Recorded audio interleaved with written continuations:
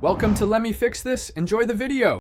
You start by confirming the database and storage model you will use because the method changes the code and schema. Once done, decide whether to save file paths plus metadata or to store binary blob. Each has trade-offs for backups and performance.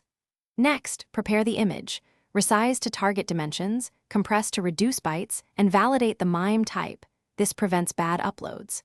Make sure to create a schema column or collection field, and then write the first upload endpoint or query.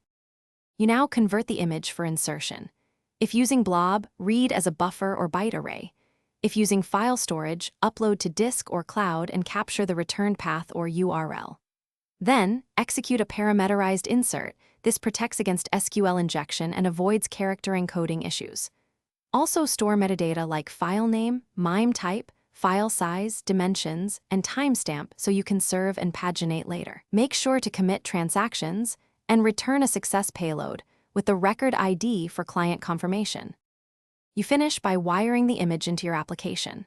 Serve stored files with direct or signed URLs or stream blob through an authenticated API endpoint.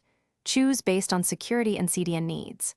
Once done, add indexes on query-critical fields like user ID and created at to keep lookups fast.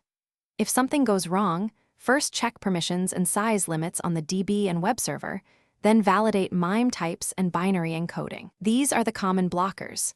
Finally, run a test upload and confirm the image renders correctly. Thanks for watching. If you found this helpful, don't forget to like and subscribe.